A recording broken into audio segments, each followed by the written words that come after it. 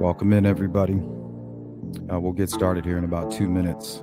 So if you need to grab a drink or anything like that, I recommend you do it now. I'll see you in about 2 minutes.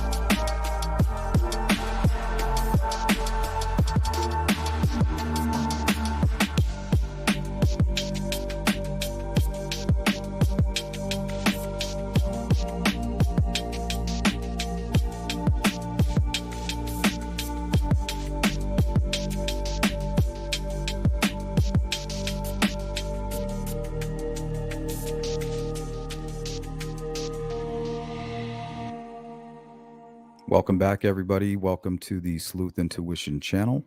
I'm your host, Patrick Vallejos, broadcasting to the world live from Phoenix, Arizona. Today, we dive into the Abby and Libby case at a Delphi, also known as the Delphi murders. So we're going to spend the majority of today's live stream attacking the timeline, poking holes into it. We'll ask the question, is the timeline going to be for or against Richard Allen. We'll play a little bit of devil's advocate. I'll give you my opinion, and then I'll go over some new information that I've kind of uncovered to kind of back up the pieces of information I'll be presenting today.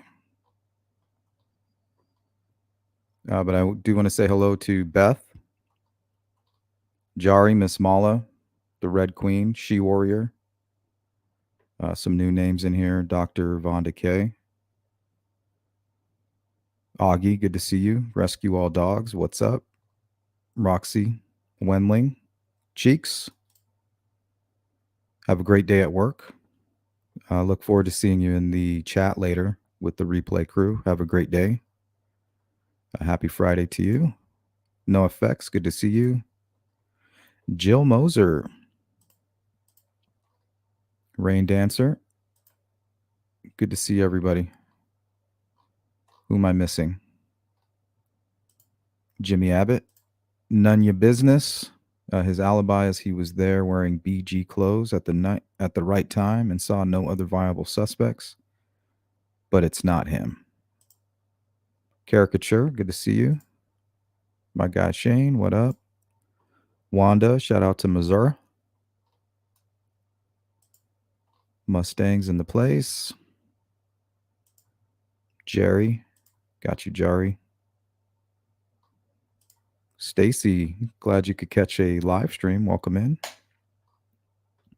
BD Hubbard.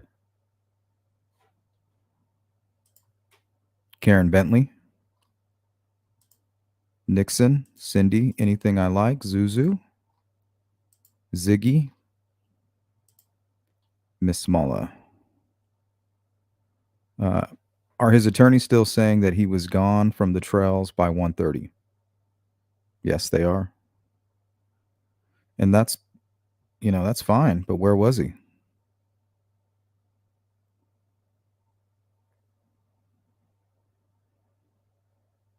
think it's pretty easy to debunk that, and I think we're going to do that pretty easy today. But we're also going to talk about some of the holes in the timeline, such as Betsy Blair, the older model vehicle. I think the quote that was given was sharp-edged older vehicle. I think she even sketched it out. Looks nothing like Richard Allen's Ford Focus.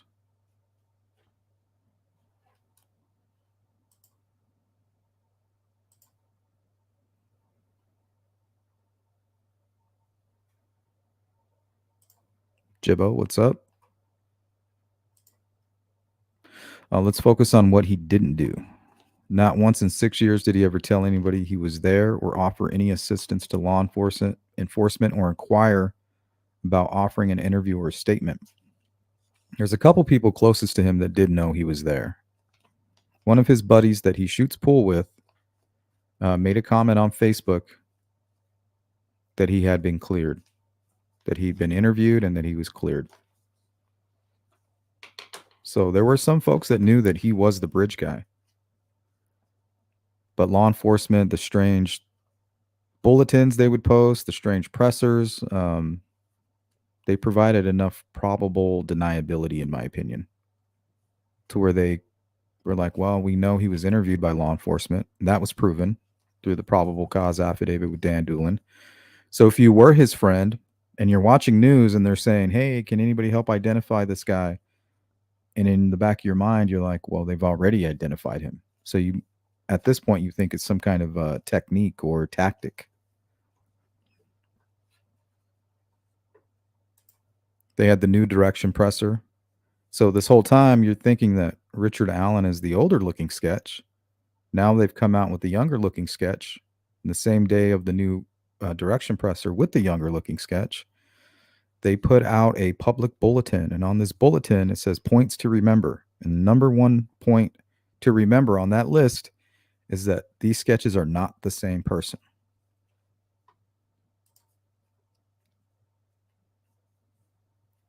So if you did have a tip and you knew Richard Allen was there that day and you knew that he had been interviewed, and I know in the new direction presser, they say stuff like, oh, we may have already interviewed you or somebody close to you.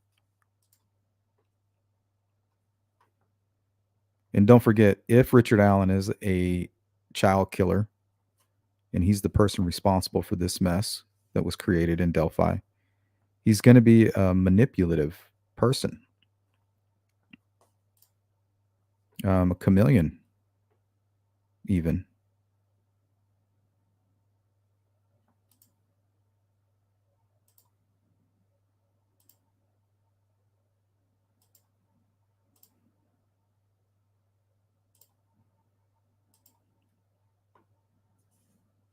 Rain Dancer says, I believe the strategy of the prosecution evolved. They can prove not only that he was on the bridge and his bullet is at the crime scene, they now can prove evidential that he used the sharp weapon. I don't know if they proved it, but man, the more I look at the timeline, the more solid it becomes. And I'm going to show you why I believe that. The only thing going against Betsy Blair's what she gives to the timeline is her witness account of the vehicle. That's it. And some people might argue, well, what about the young guy? I believe the young guy was still Richard Allen.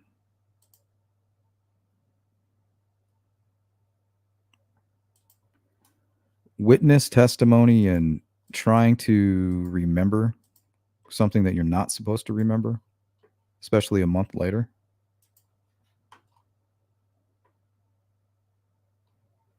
Here's the best example. Now, the photo of Richard Allen on the left and the photo of Richard Allen on the right were both taken the exact same day.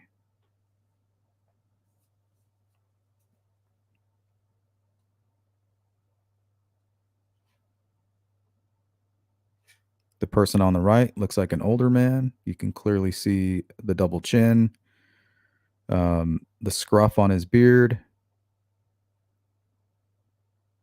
And on the left, he has his head kind of postured upward like this and some lighting that may have been similar to the sunlight that day, right, on the bridge.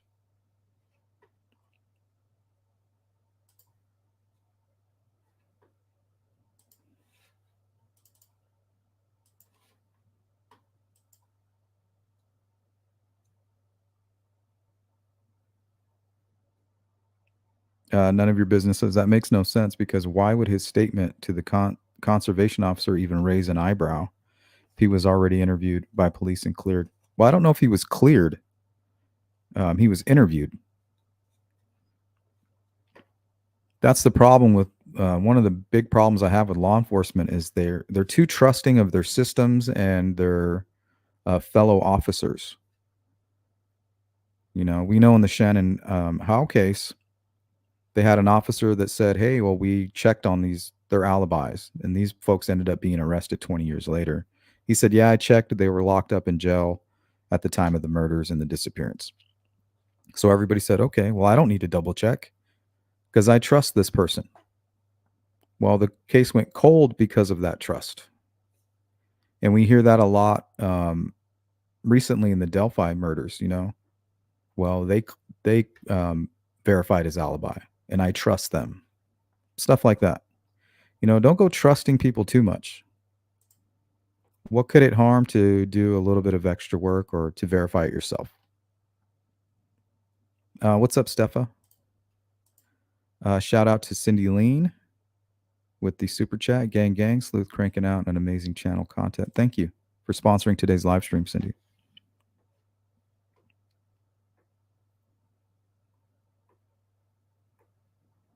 But I think when it comes to Richard Allen's involvement, he's his own worst enemy.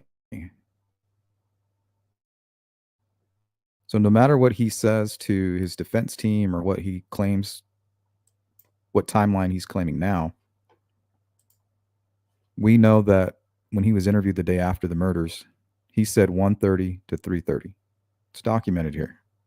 Mr. Allen was on the trail between 1:30 and 3:30. Now, the reason Richard Allen is coming forward and admitting to these things because he's admitting to everything that he knows he was witness doing. He knows that those girls saw him when he arrived, and he knows when he was leaving the crime scene that he probably even made eye contact with this person. the muddy and bloody witness. So he's going to come forward and admit to all of that. But that doesn't make him a killer, and he's smart enough to know that. So at this point, he's injecting himself into the case. He's being extremely proactive, like many killers do, especially the disorganized ones who are hoping to glean information about the investigation. Like, hey, what do you know? Give me some, can you provide some details? But most importantly, he doesn't want them to come looking for him. If he comes forward, they can't get any judge to sign a search warrant where they say, hey, well, we got this guy that was there at the time the girls went missing, and he kind of fits the description. Okay, well, have you talked to him? Yeah, he actually called the tip line. Okay, did you interview him? Yeah. What did he say? Well, he said, yeah, he was there. Okay, so the only witnesses you have, he's admitting to seeing them as well? Yes, but he said he had nothing to do with the murders. You can't get a search warrant for that. That's not probable cause.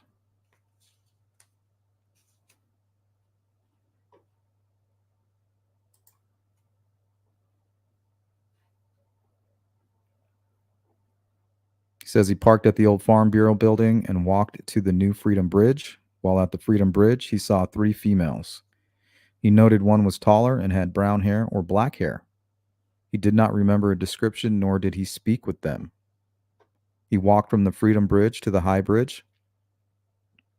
He did not see anybody, although he stated he was watching a stock ticker. So with these criminals, they're always giving you bits of truth mixed in with the lie. So that makes me wonder if something was going on with his phone. He believed that somebody witnessed him on his phone. So he's telling them, hey, well, I was on the stock ticker. So if somebody said I was on a phone, that's what I was doing. He stated there were vehicles parked at the High Bridge trailhead, however, did not pay attention to them. He did not take any photos or video. His cell phone did not list an IMEI, but did have the following. Potential follow-up information: who were the 3 girls walking in the area of the Freedom Bridge?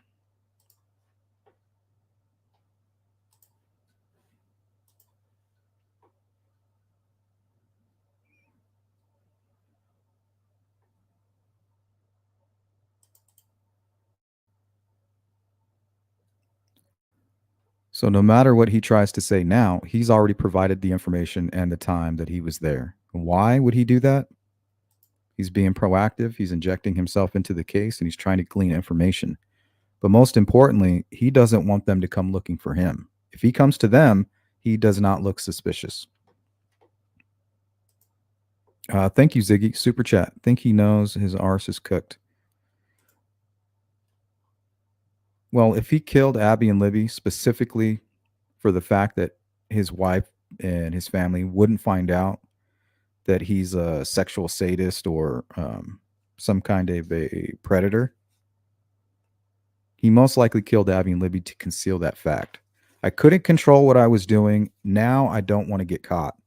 And if I'm a psychopath, I really don't care about you two as human beings.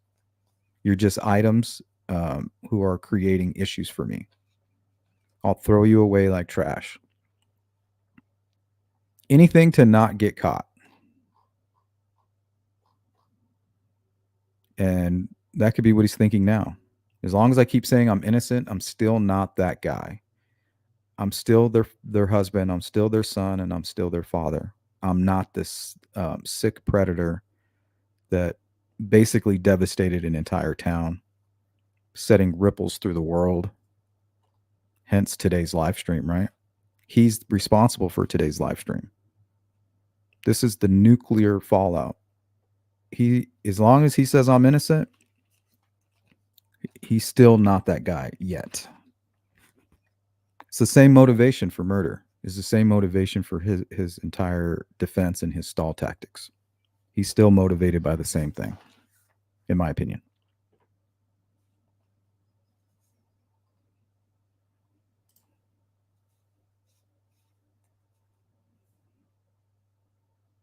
Yep. Shane says his friend said he was cleared on that Facebook post. I'm assuming Alan told him. Like, yeah, I was interviewed. They let me go. I came forward. Now, as far as him talking about being the bridge guy, I don't know how far that went.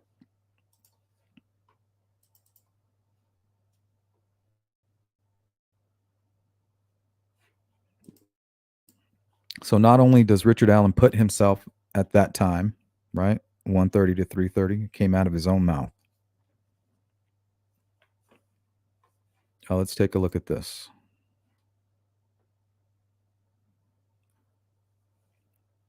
Witnesses described the male as kind of creepy, and we heard that on the we heard that was also said on Libby's video. Is that creepy guy still behind us? So maybe he was acting weird. So it's of my opinion that Richard Allen had been up all night, possibly drinking, doing drugs. That's why he's dressed the way he is. You know, he's not set up with the murder kit or anything like that. He's just, this is something rolling over from the night before. He probably, maybe he never made it home or something like that. Possibly, right?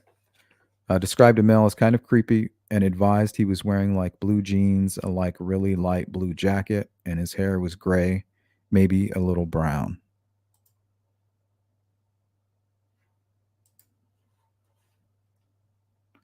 Well, let's see if that matches up with Richard Allen.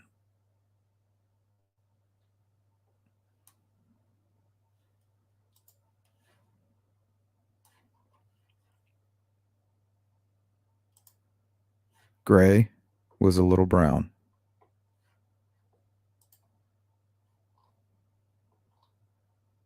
So the more I look into this, the more everything seems to fit with Richard Allen.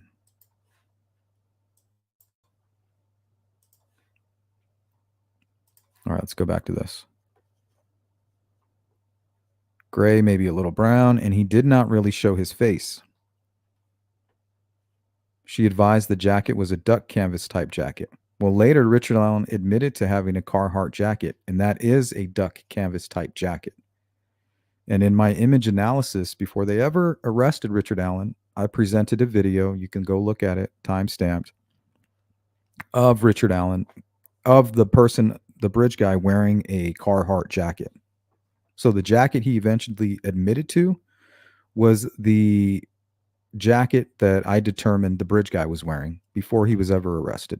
So he's not only admitting to being there at a certain time, he's admitting to being dressed like the bridge guy and going on to the bridge. Witnesses advised she said hi to the male, but he just glared at them.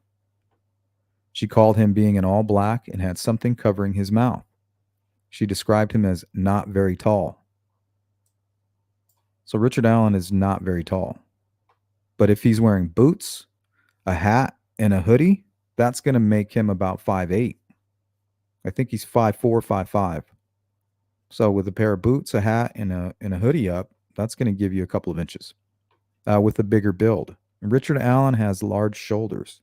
He's got little tiny chicken legs and broad shoulders and neck with a bigger build. So once again, that fits Richard Allen. She said he was not bigger than 5'10". So with the boots and the hat, I'm saying 5'8", easily. If you're going to look back, right, and try to recall. Advised he was wearing a black hoodie, black jeans, black boots. She stated he had his hands in his pockets. Showed investigators photographs she took on her phone while she was on the trail that day. So this is very important, this piece right here.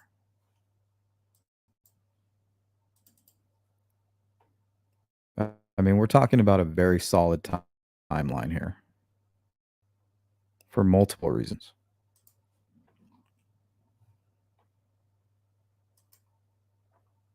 Okay, now I want you guys to focus on the date and the time here at 1:26 p.m.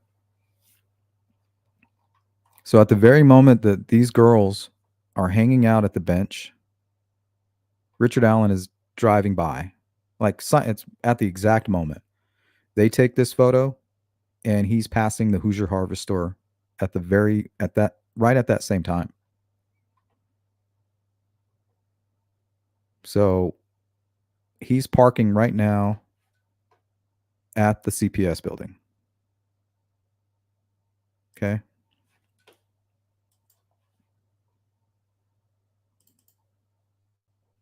So let's take a look at this photo.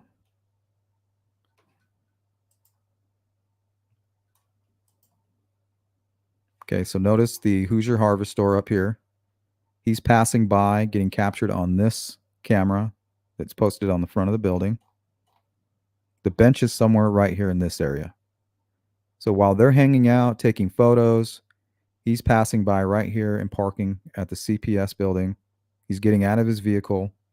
And as they're walking almost to the Freedom Bridge, he passes by them. So this is the area that they would have bumped into the bridge guy.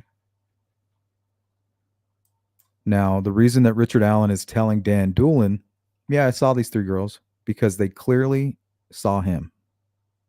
100%.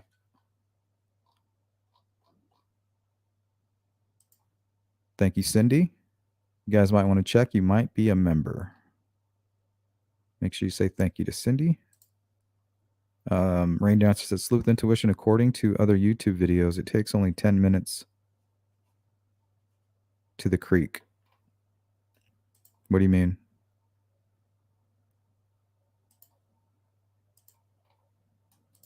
Harry Lime says, yes, exactly. From day one, he's admitting to what he knows can be proven. Exactly.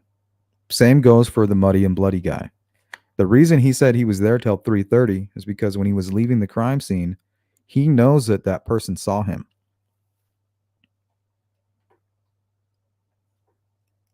And it's my belief that it was at that point he got off the road.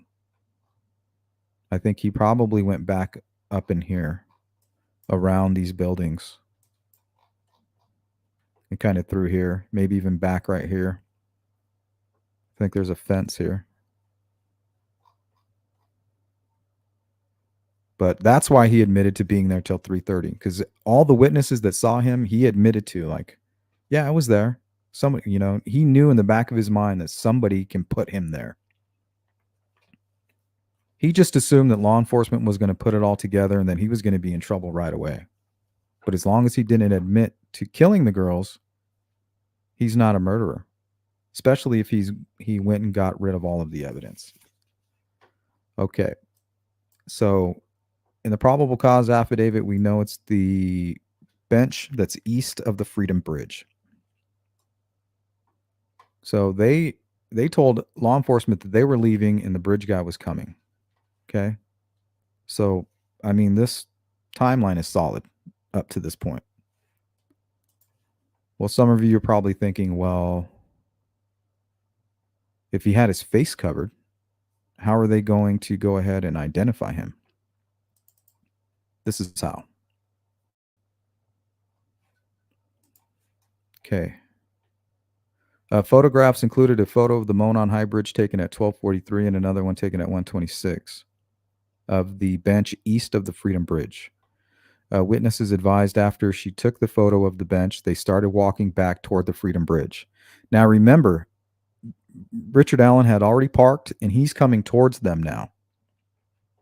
And they're leaving. She advised that was when they encountered the man. Perfect timing. If he's caught on camera at 1:27 and they're taking a photo at 1:26, they're hanging out at the bench and he's parking and now he's heading towards them and they're leaving the bench. So it makes perfect sense that they're going to cross paths at this time.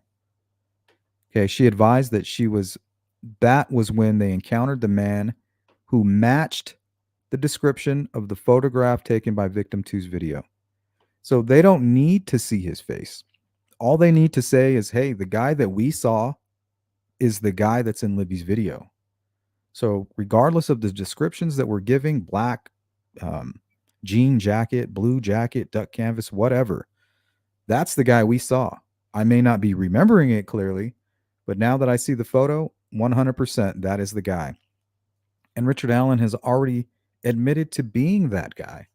So if they can say that Richard Allen is that guy, and he's admitting to being the guy that they passed, right? He said, I saw those girls. They saw me. Well, they're telling us right here that the guy that they saw is the guy in Libby's video. They don't need to see his face.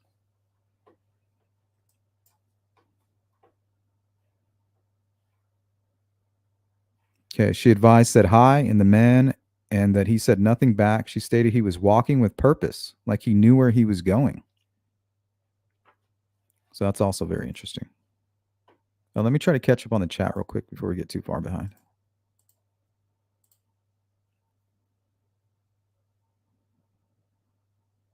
Rain Dancer says we're missing 10 minutes. There are no missing minutes. They're at the bench at 126. Richard Allen is crossing the Hoosier Harvest store at that very moment at 127, almost at the exact same time. He's parked. They start to walk back, and they meet right after the Freedom Bridge.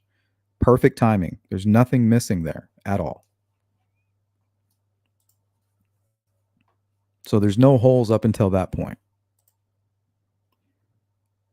None of your business says, other than the 14th, when was he ever interviewed? He came forward because he wasn't aware of the video. Exactly. I seriously doubt he was interviewed any time after that until 22. I agree. I agree with that.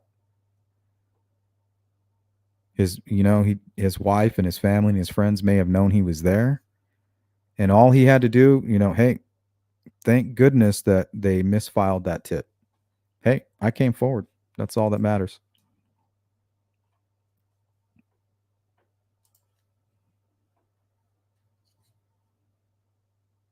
Yep. Hey, Goat Dog, good to see you. Yeah, but the fact that he was wearing the exact same outfit as the guy in the video would be enough for a search warrant. Well, he didn't admit to that until later. He didn't tell that to Dan Doolin. He said that later after he was being interrogated. And the defense is saying, well, he didn't know he was being interrogated. That's why he provided that information. But remember, he's giving information because he knows that people saw him there. He's not trying to hide that fact. Like, I was there at that time. These people saw me, I saw them. They saw me on the bridge, but that doesn't make me a killer. And he's admitting to all that stuff because he knows for a fact that people did see him. What's up, Regis? Did Richard Allen visit the mom earlier that day? I don't know. So if he went to the park that day, the time he was there was probably more within the PCA timeline instead of the defense. Well, the defense just says because Betsy Blair saw a different car parked at the CPS building that Richard Allen was gone by then. And that's fine. We can't ignore that. My question is, where was he? That's not an alibi. If you're not here, where are you? And that's the one thing you think a defense would do is establish an alibi. If you don't have an alibi, dude, what's your defense?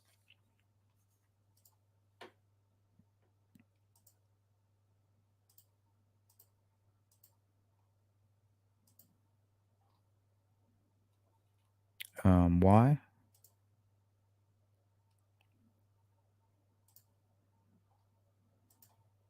Goat Dog. Also, why did he not have a working cell phone on him with everything else? The totality of the things that he admitted to would be enough for a search warrant. I mean, that's your opinion. I think a judge needs more. Unless there's another reason.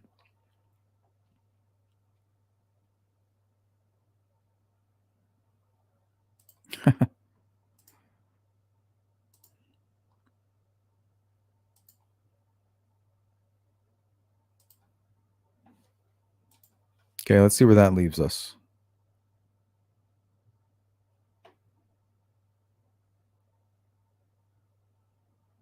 So we have a guy who's not very tall. I mean, I think it's pretty clear up until this point, right? Pretty solid. Let's go to one of his most recent accounts.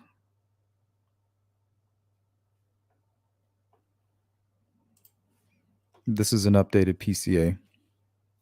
Richard M. Allen places himself at the trails and specifically on the Monon High Bridge. He further admits that he is wearing jeans and a dark Carhartt jacket. These clothes match the clothes by the individual on the bridge in the photo taken from the video from Liberty German's phone. Detective Liggett was also able to corroborate the information that Richard M. Allen was at the trails near the time that Liberty German and Abigail Williams. The picture of the individual on the bridge was captured by investigators from the video taken on Liberty German's phone. just prior to her and Abigail Williams being abducted. The individual is that in that picture matches the description of Richard M. Allen. Detective Leggett believes that Richard M. Allen is the individual on the bridge from Richard M. Allen's statements. Investigators believe that Richard M. Allen was also on his phone when he was on the trail prior to meeting the girls.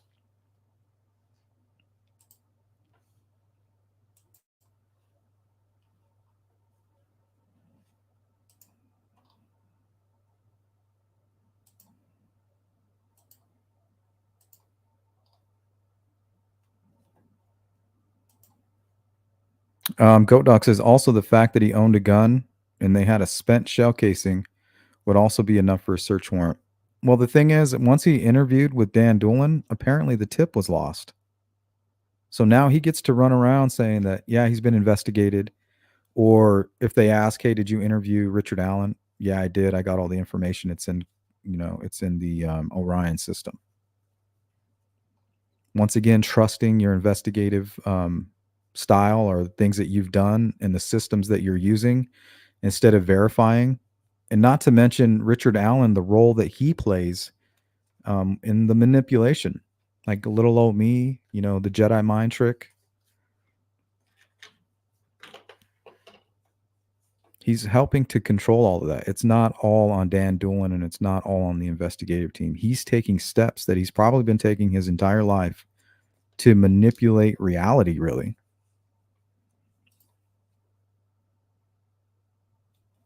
The ability to control somebody's perception.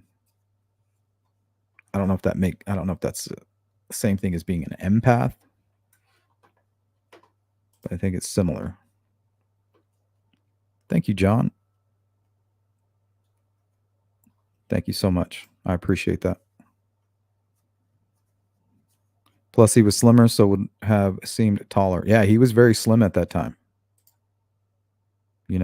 And that might be another sign of drug abuse. Because in 2018, he had more muscle tone. He seemed like a completely different person. So maybe he got his power back. Re-energized. Hey, GP, welcome in. Thank you. Safe travels to you. Eyes on the road.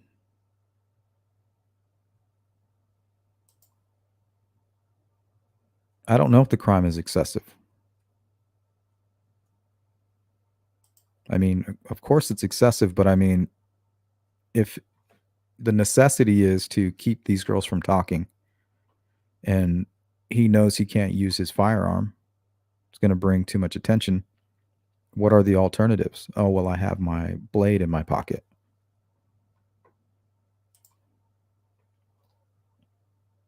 For all we know, maybe he tried other methods, strangulation or something like that, and he was getting overpowered.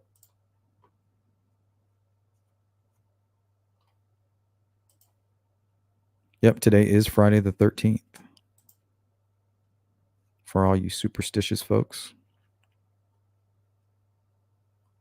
Yep, he made that decision, Shane. And here we are. Families are destroyed.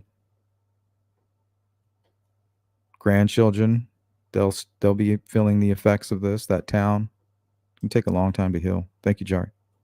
Hey, Turquoise, do you think he will be found guilty? Yes, I do. As a matter of fact, I think during the next status hearing, whenever that'll be, I'm expecting a plea deal. Just not sure what the prosecution plans to offer Richard Allen in order to entice him to waive his right to an appeal. Because that's the only way I think Nick is going to give him any type of a deal, is if he waives his right to an appeal. Thanks again, Ziggy. Leslie, what's up? Says justice for Abby and Libby. Thank you, Sleuth. Thank you for that. Welcome in, David Lowry. Can't Rescue says can't stop thinking about Libby. She made that film for 3 people. KABAJA. They didn't listen.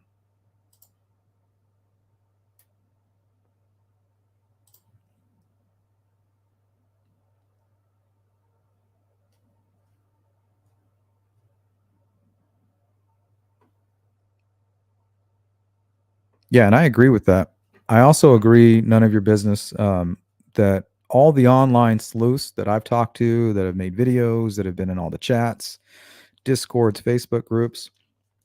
I mean, we've had a list of everybody that was there that day. Even people who didn't want to come forward, people who were hiding from the very beginning. We knew who they were. We knew their first and last names. But the only person that we did not know was Richard Allen. And there's a reason for that. Most likely got rid of all of his online social media, or maybe he never even had it. Maybe that helped with everything on his end. But we know that there was a lot cleared out on his wife's Facebook. There was nothing on Richard Allen from the beginning of 2017 all the way till mid 2018. So he must have felt comfortable again. I'm not saying that she was deleting anything, but he was probably avoiding photographs, videos. He was caught for a brief moment on a video that was taken at JC's of a pool tournament. And the second he sees that camera, he turns away and walks out of view. He turns his head and walks away. He doesn't say hi to all the people. He's like, oh shit. And he puts his head down and turns away. That's just, I think, was just became a new part of his life. That's just what I do now. I have to avoid any photographs. I'm a wanted man.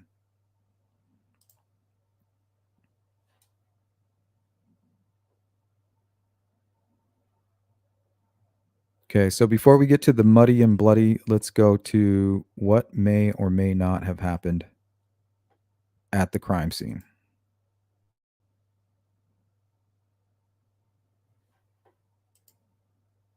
So here is a good example of how shallow that water was. And it's my opinion that the girls did not run. He had one in his control and the other followed. I'm not leaving my friend. So he most likely had Abby this entire time, right? She's the one that was struggling on the bridge. She's the one that was out on the bridge while Libby was off the bridge taking the video. And here comes Richard Allen from behind. So he most likely had her this entire time. And he's just dragging her across this sandbar. I mean, look how shallow this is. The deepest part is probably like right here. And I have a feeling they all fell into the water at this point. And once he carried them up into this area, that's when he attacked them. And that's what we learned recently through the most recent hearings.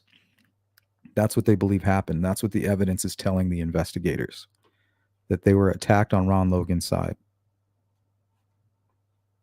People are going to try to paint this picture that this river was flowing and it was, it's not. Look how shallow it is here. Even in the deepest part, it's not even up to their waist. So he's going to say, come with me. And even here, you have some debris that's creating a ripple effect, which shows proof that it's shallow here. So I don't think they ran. I think he had total control of them. And he's probably lying to them like all of these sick fuckers do. That's what they do. They convince their victims. If you just do what I say and you don't fight back, I promise I'll let you go. I won't hurt you. We're going to cross this creek and then I'm going to let you go. It's not even like he's crossing some deep, treacherous waters. I mean, look at this guy standing. It's barely over his ankles, you guys. You can see the sandbar. It goes almost halfway across the creek. And if you go all the way down here, it does. The sandbar does go halfway across. And even when you get into the deepest part of the water, look, it's up to this guy's knees. And he's the shortest one out of the three.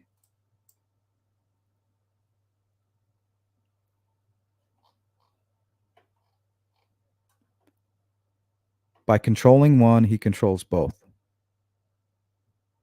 And we've heard from the beginning that they did not separate, that they would not leave each other's side.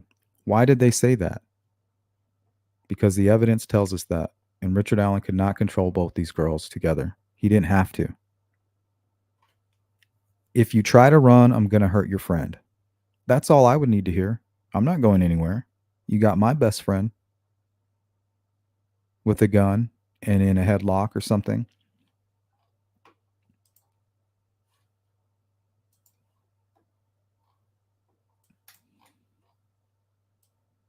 And notice the private drive up here.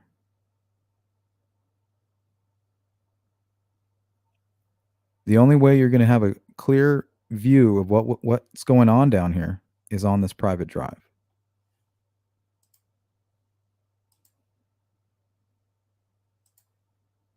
Dr. Vonda K says, sorry, meant yes to visual blindness comment. I do have a question. Did he go to work that day, or had his family said what time he got home? Nope, I haven't heard of any of that. And with the defense leaking everything but his alibi, you think that would be the only thing they would leak? We are missing 10 minutes from the bridge. What do you mean? 10 minutes from the bridge to the creek. I don't understand. We know they were kidnapped at 2:13, 2:15-ish. There's no other way to document any part of the time frame.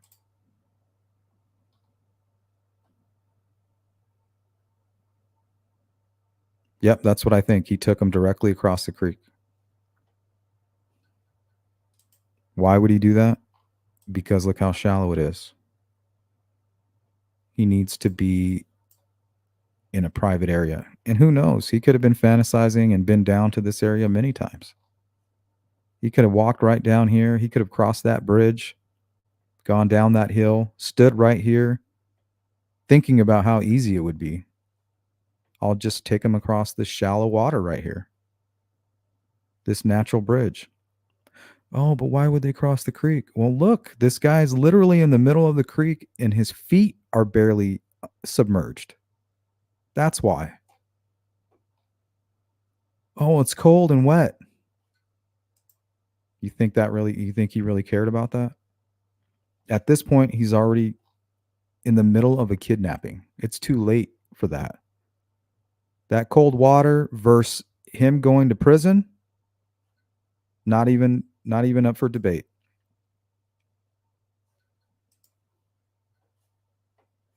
None of your business is my understanding is the ammunition found on the scene matches ammo found in his house and still in the gun's magazine. Yes, indeed.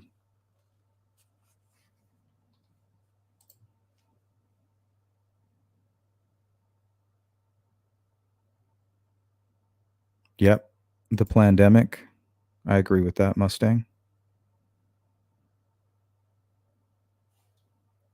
Okay, so let's start breaking this apart. Some of the things that the defense is going to bring up is the phone. It turned on at 4 a.m. Right? The phone was turned on at 4 a.m. and all these calls came rushing in.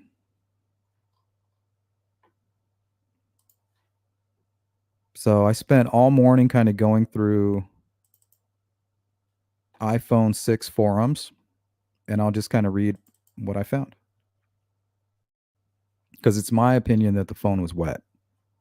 They crossed the creek and the phone got wet, either because it was submerged or it was left in wet clothing. But I believe that it was submerged. From what we understand from people, boots on the ground, crossing the creek, testing things out, it's extremely slippery. So I'm assuming all three of them fell.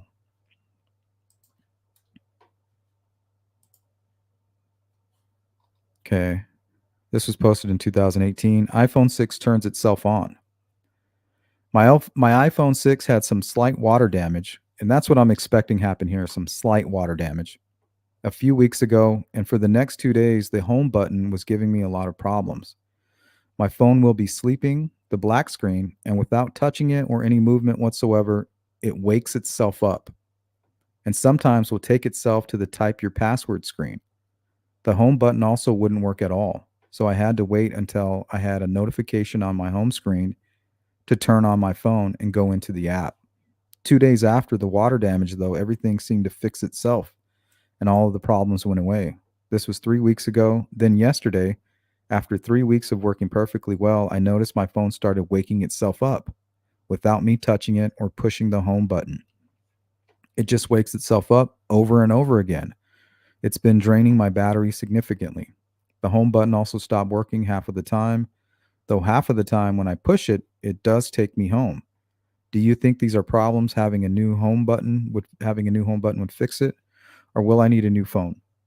And also remember, we always assumed that the reason Libby was resetting her phone to factory defaults was because she was being stalked and harassed and possibly hacked. But maybe her phone was just having a weird glitch. And what happened that morning at 4 a.m. wasn't the first time that that's happened. Possibly. Water damage. Phone keeps turning itself on. Last night I set my phone down in a cup, and these are all iPhone 6. I set my phone down in a cup holder of my car, forgetting that there was already a cup with water in it. I took about 3 minutes for me to realize what I had done, and I think that's accurate. I think that's probably, maybe even less than 3 minutes. Just enough to fall under the water, stand up, maybe fall again, stand up, and now you're on dry land. I shook out the water and took off the case and unfortunately turned the phone off and then back on.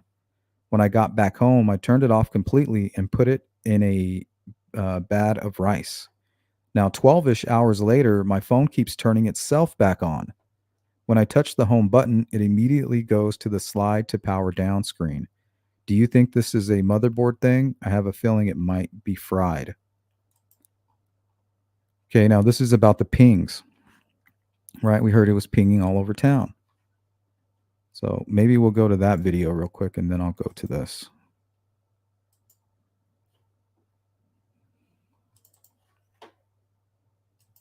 Our top story this morning happening right now in Carroll County. The sheriff's office and community members continue to look for two missing girls last seen near the Monon High Bridge Trail in Delphi. News 18's Alexis Moberger reports how many have spent hours searching, and they say they will not stop looking until the girls are found. We're just praying for their safe return. 13-year-olds Liberty German and Abigail Williams went missing Monday. The girls were last seen near an abandoned railroad bridge known as the Monon High Bridge around 1 o'clock in the afternoon. A little upset, confused, obviously very distraught, just worried. All I want to do is have the girls get home safe. The girls were dropped off near the bridge to walk around and hang out. They had made arrangements to be picked up by a family member later in the afternoon. But when it came time for the girls to be picked up, they never showed up. Getting scared now. Abigail's mom, Anna Williams, has spent hours worrying, just hoping to hear her little girl is okay. It's getting cold. Been out a long time. They don't know what time they ate last. The girls haven't answered their phones since around the time they went missing. Missing, abducted, we don't know for sure. Cell phone has been pinging around town here. There's a cell phone tower, but the ping was last noted about 5 or 6 hours ago. They say the phone's now dead. Okay. So I'm assuming that they contacted the cell phone provider. I think it was Verizon at the time.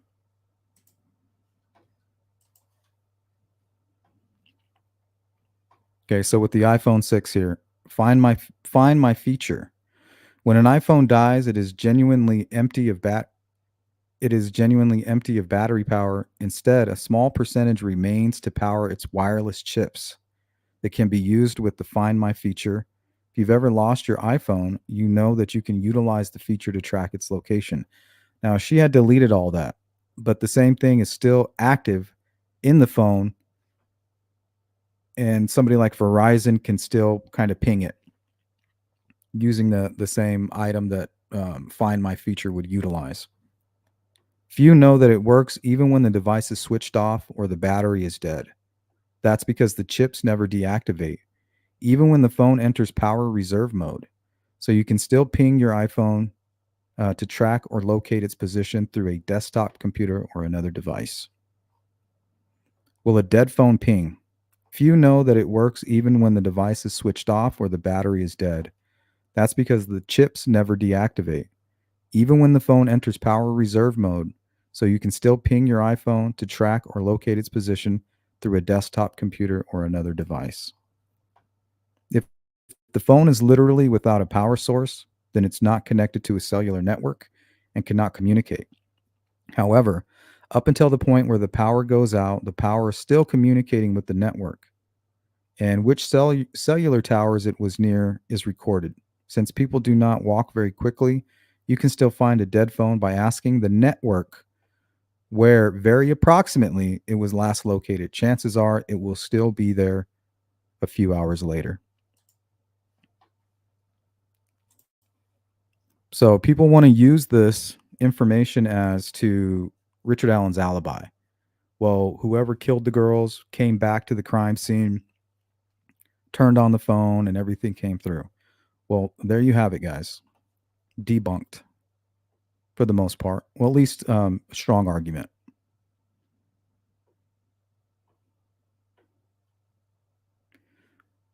So we know that they were most likely crossed the creek all together as a group, being forced, one most likely held by Richard Allen. I'm assuming that was Abby.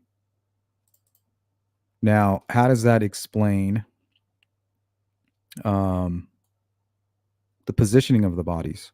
Well, I don't believe that Libby was moved. I believe that she was killed, attacked in the neck, rested momentarily on the tree, leaving a palm print, and was discovered exactly how she was found. Richard Allen intended on redressing her, but was only able to do that with the first victim. That's why she was moved, and I don't believe Libby was. So we all know the positioning of Abby's body, and this is the reasoning why. We all know Richard Allen's military history. She was found with her arms crossed.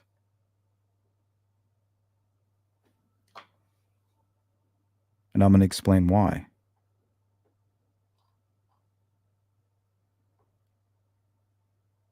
This is how they train you. The buddy drag. Cross the arms, and then you grab each arm with your opposite arm with the arms folded.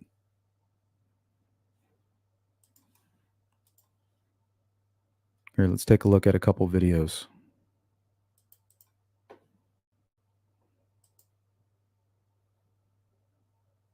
Notice the arms folded, right?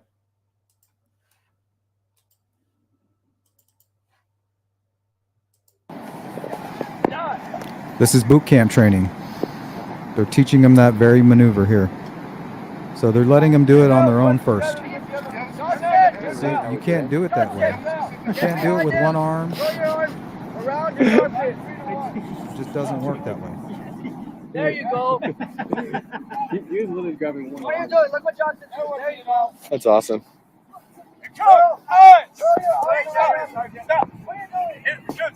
Now watch the instructor. Like this. Cross your arms. Cross your arms. So like this. If you can't handle their weight, grab them by the khaki web belt. If you can, just grab under their crossed arms. You can drag them all day. Go. Okay, so the positioning of Abby's body points right to somebody with military history. Check this video out. Person up on the ground. How are we going to get him, carry him, and move him out? So lay back down for me, or we'll pick somebody else. No, we're fine. All right. So just lay down. So first thing I want to do, right, is close his legs and cross them. Crossing the legs. Dragging him, I don't want 2 points of friction. I want 1 point of friction. It's going to make it easier on me. Next thing I'm going to do is cross the arms. Look familiar? Now, at this point, I'm a little winded, all right, as you should be because your adrenaline's going. So just take a second, prop them up, use your thigh hair to keep them propped up, gather your thoughts, take a second to catch your breath. Now I'm going to reach in, under, right? And it's important to note that I'm grabbing, my right hand is grabbing his left wrist. My left hand is grabbing his right wrist. This is what they train you to do in the military. That you grab the opposite wrists. Most of the time, some people, they just want to go like this. They want to grab their own wrist like this, and it slips. With all that weight put on there, your grip will slip right here. Especially once you start sweating. Hey, Road Dog. Forget about it. So you have the highest chance to keep the hold by grabbing their wrists. Just like that. This is exactly what At I this believe point, Richard Allen did I'm that now day going to situate myself, to proper Abby. body mechanics, right? Keep my back straight because I don't want to throw my back out.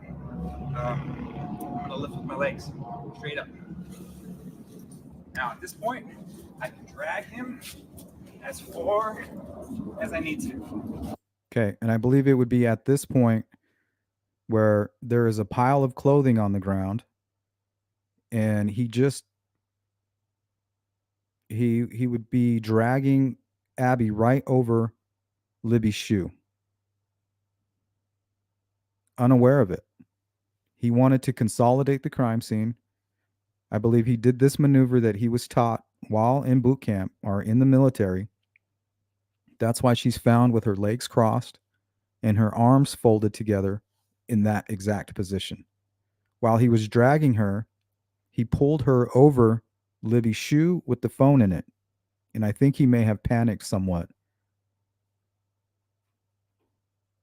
or never made it back. I think while he was cleaning the clothing in the water, trying to get rid of his DNA, you had Brad Weber show up on the private drive, and that's when he panicked. He said he left all the clothing there. He's not finished.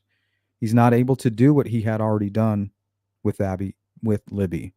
So we're looking at an unfinished crime scene. He wanted to drag them into, it was kind of a hole. From what I understand, people that visited the crime scene, they say there's kind of like an indention where the girls were ultimately found. Now, if you leave them in what is similar to a bowl or an indention in the ground, if you cover them with sticks, the sticks are going to be level with the ground, and you're not going to see them elevated. You're going to see them flush with the ground, but then the girls would be lower than the terrain or the ground surrounding that little hole. That's why he moved them. He pulled them into the hole so that he can then cover them, and the sticks wouldn't be protruding up. They would be flush with the ground.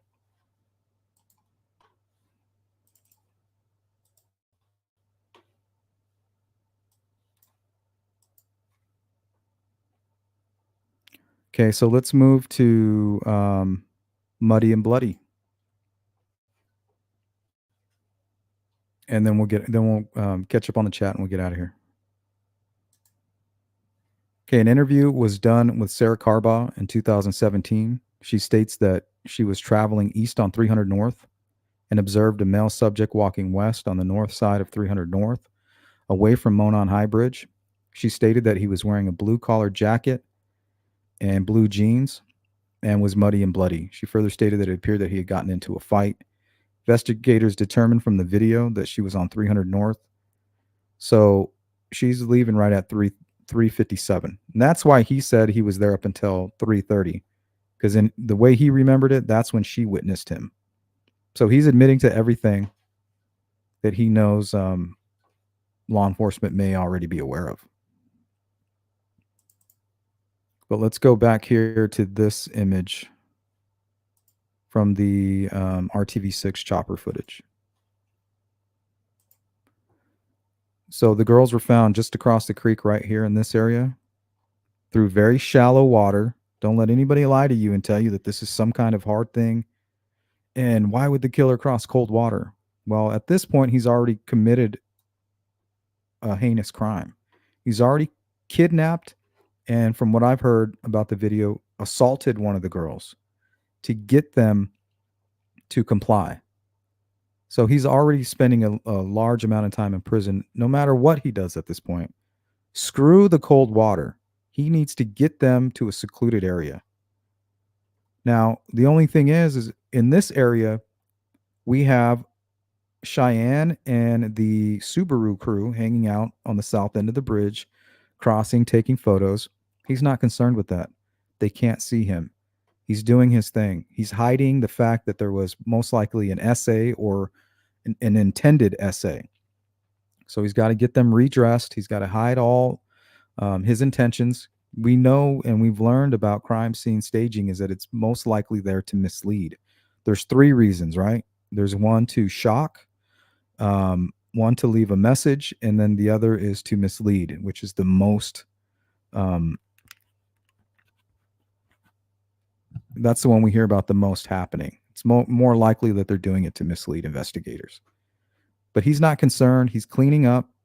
He's already gotten all of the DNA and all of the signs of whatever he's done, him holding or fighting with Abby. He's been able to redress her. He doesn't care what they're wearing.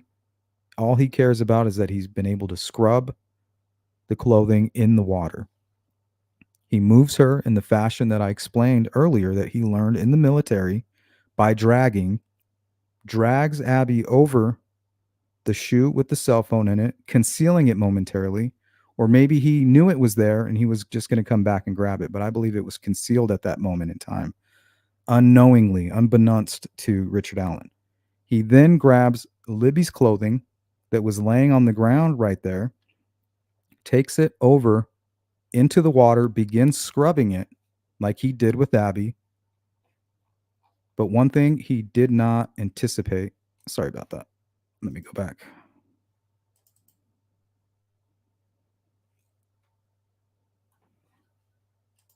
The one thing that he did not anticipate was Brad Weber returning home on the private drive at 3:45.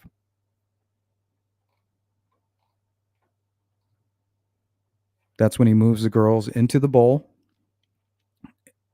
and covers them with sticks, walks out of the crime scene onto 300 just outside of the cemetery, and is spotted by Carbaugh and becomes the muddy and bloody guy.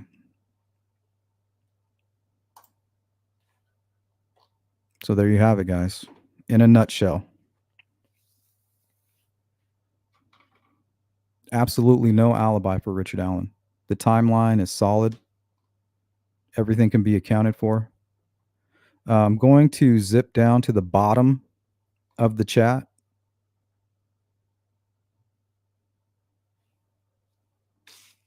So if you have to repeat your question, please do so. Dr. Vonda cases 4 a.m. as a common time. iPhone schedules them. Yeah, I mean, it's going to be explained away. I'm not an expert. I just know that anybody that's saying, oh, the killer returned to the crime scene or dumped the bodies at 4 a.m., and that's guaranteed. You know, they're just showing their bias at that point. They have no interest in the truth.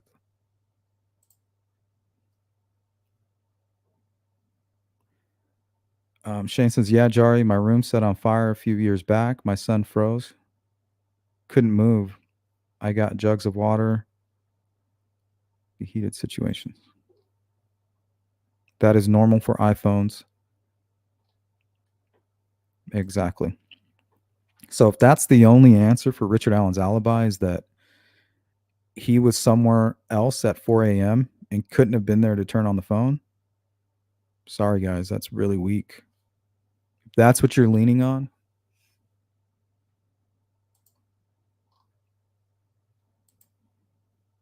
no effects, thank you. You guys have a great weekend.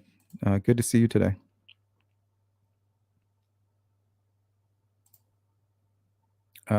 People Jr., why don't they let him say down the hill and compare his voice with the audio? I think they will.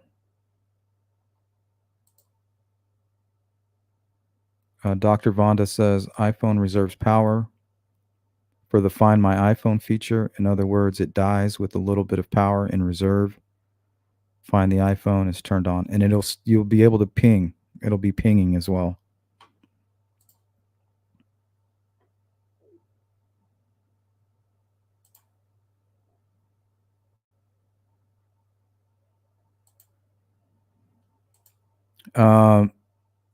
Up the hill. No, it takes about 5 minutes to walk from the crime scene up to the cemetery. I've seen it on video. I'll go check out the Big Lebowski. He did it, and Randy Gravitt did it. It takes 5. I think Randy did it in less than 5 minutes. It's not very far at all. Boot camp, basic training, whatever. Hey, Tinfoil Hat Club. When my iPhone or iPad dies, the little dead battery symbol comes up. It says still discoverable in Find My. I don't know if that feature was available in 2017, but yeah. Yep. I mean, you guys can go search for yourselves through the iPhone 6 forums. I spent some time in Verizon's forums as well. They talk a lot about that. So just because the phone turns on at 4 a.m. doesn't mean that somebody physically turned it on. So if that's the only alibi that Richard Allen has, it's not much.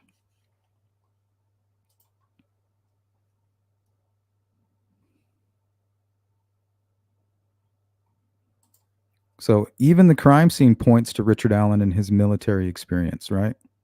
The way Abby's arms are crossed, the way the foot is underneath, and the reason that the phone and the shoe, Libby's shoe with the phone in it was under her leg was because he was dragging her in that manner, right over the clothing, and the shoe gets stuck underneath her. That's exactly how it was found. And I'm assuming that Richard Allen cleared his gun out so that he can conceal it, and he just because he was afraid he was going to shoot himself without thinking. He was probably thinking, well, you have to fire a bullet in order for them to trace it. I think he just cleared it and didn't even think about it. He may have even put the bullets in his magazine cleaned. He could clean. I know a lot of people that do that. How many cases have we covered where people are cleaning their bullets? How many movies have we seen where they clean the bullets and then they put them into the magazine? So in his mind, he's not thinking, oh, well, extractor marks or tool marks, they're going to be able to track it. And maybe he did. Maybe he panicked and couldn't find it.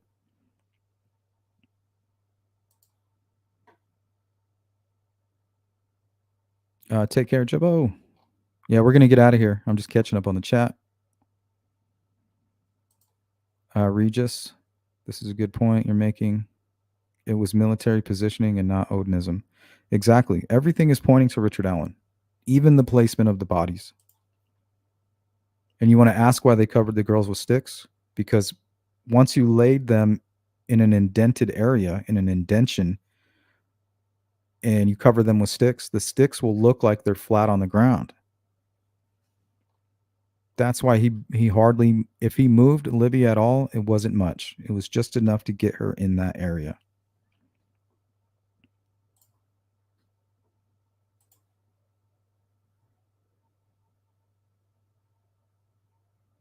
Exactly, Stephanie. Never heard or even thought this sleuth. Excellent theory. Thank you. Been too deep under the bridge and too exposed. Had to take them upstream and out of sight. Exactly. Big fish. Everybody who won the giveaway, your stuff is shipped today. If you guys want any tracking on that information, let me know. I'll send you the tracking numbers. Digital, what is your opinion about the state cell phone expert stating that the BG video does not show enough to determine whether the kidnapping happened right then?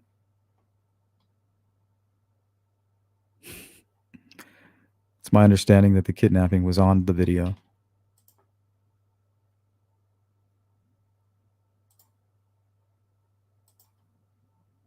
He's got a gun, guys, down the hill. I mean, what else do you need? I'm not quite sure I understand the question, Digital.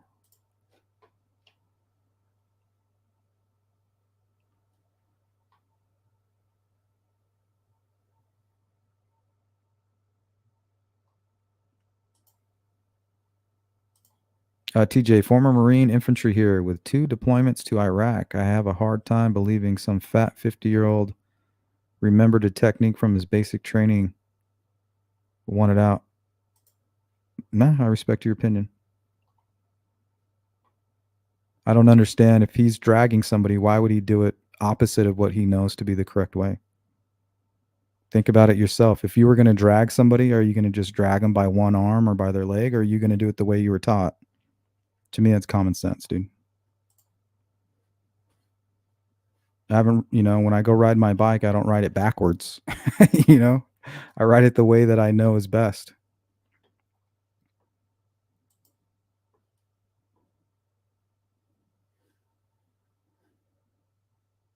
I agree with that, Shane. It's not like he was tapping into something that was very distant to him. Probably thought, well, I know how to drag a body. Boom, it's going to be easy for me.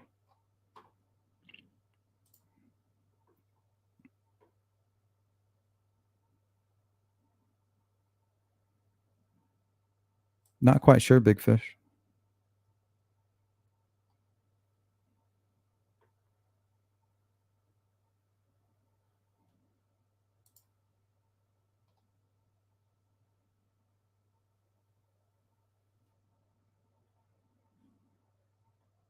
Yep, 100% none of your business.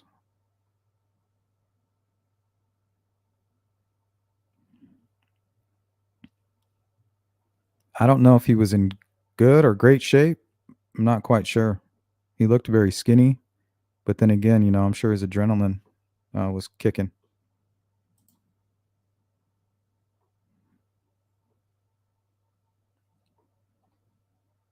Yeah, we're not saying that he was submerged underwater and was acting like a Navy SEAL, TJ. We're just referencing him and why Abby was positioned the way she was. We're not saying that he was in scuba gear and, propelling off the bridge.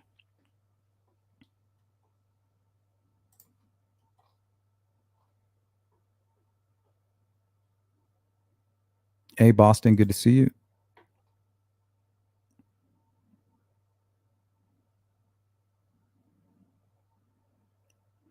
Yeah, it could be. That's a good question. I think that needs to be cleared up. There's not even real clarification where they were flying the drones, what type of drones they were using. I just know that they do have them. They used them with the missing boy who got washed away at Riley Park. I don't think they ever found him, but during those reports, they stated they used thermal drones. They didn't have them in town. I think they had to get them from like Lafayette or something from the fire department. But I don't see why they wouldn't have used those for Abby and Libby being missing.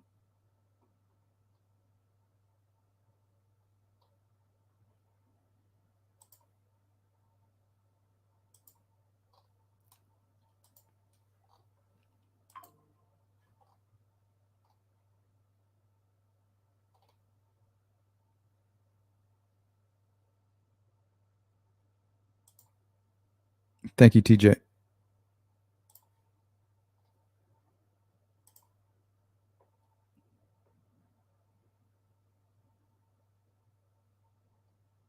Appreciate you. None of your business.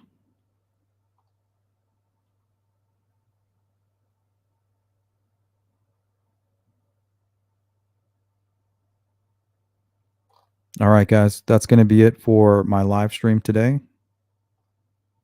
Shout out to everybody. Welcome in Brian Emery.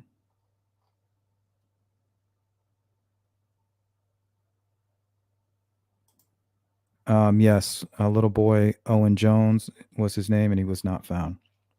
Yeah, and Dan Doolin was in charge of that investigation as well. All right, guys. If you want to reach me and you want to do it directly, you can always send me an email at sleuthintuition@gmail.com. If you're part of the replay crew, you know what to do. Drop a comment. I'll get back to you. Special thank you to Cindy Lean. Cindy Lean again for gifting some memberships. So make sure you guys thank her. If you're the recipient, Ziggy, thank you. That was very kind of you. Very generous. Thank you, Leslie, and no effects. All right, guys. I'll catch you on the next one. Have a great weekend. Be safe. Don't do anything I wouldn't do. And peace out.